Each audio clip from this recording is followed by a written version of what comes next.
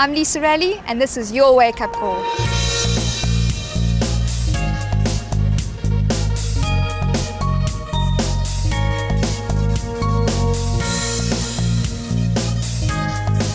Keep it real, powered by Ned Group Life.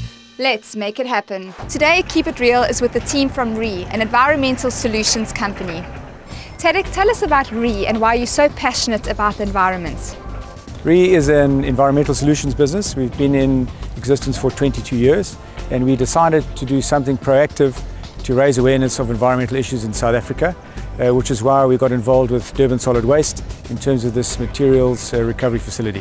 What can each and every one of us do at home to help with the environment? Every person can do their little bit. It's important that everybody understands that recycling begins at home, and one needs to separate the recyclable materials that they use in their everyday life so that recyclable material can be taken either to a drop-off centre or to a materials recovery facility and then be reutilised in downstream operations. So at a landfill site like this, can you tell us what happens in a typical day? At this particular landfill site, which is owned and operated by Durban Solid Waste, about 600 tonnes of waste materials come into the site on a daily basis. At the materials recovery facility, we take municipal solid waste, which is your traditional black bag waste, where we extract recyclable material from that waste stream, and then the balance goes down to the landfill. But what's special about this landfill site is that it's won a number of international awards.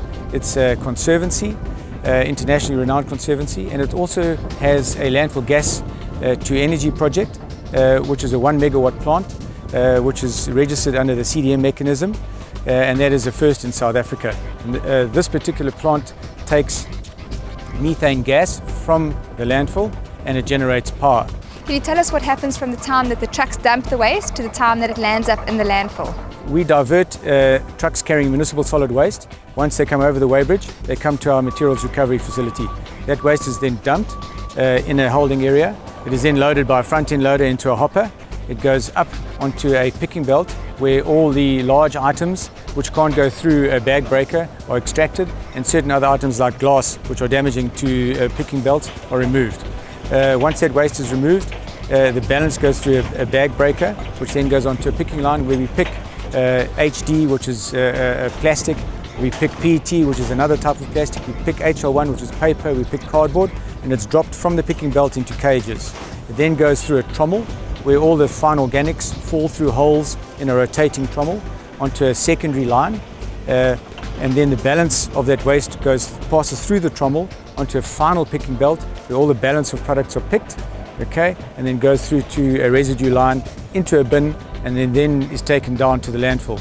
We're extracting between 10 and 12% of recyclable material by tonnage, which relates to about 3 cubic meters per tonne in terms of landfill airspace saving. That's a critical aspect in terms of this whole process. So we are saving landfill airspace as a primary consideration in terms of this landfill having its life span extended. Rodney, are retailers and manufacturers starting to do their bit when it comes to changing the packagings they use? Most definitely. I think internationally, if you look at retailers now responsible, they're acting with regard to products they're sourcing. It really stems from the consumer wanting to buy from retailers that are responsible. And obviously retailers want to source from manufacturers that are acting responsible. Manufacturers will buy packaging from packaging manufacturers that are acting responsible. So it's all about responsibility, about the environment, with what's happening, and accountability. And yes, and I think the consumer is powerful, and the consumers are a lot more aware, and they will buy from retailers that support the environment. And now for today's financial savvy tip.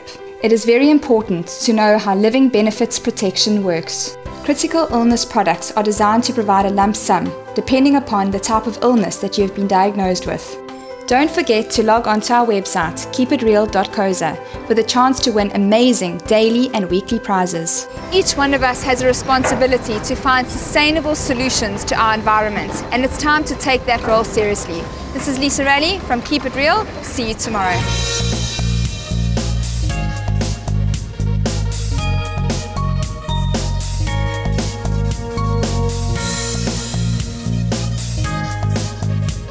Keep It Real, brought to you by Ned Group Life. Let's make it happen.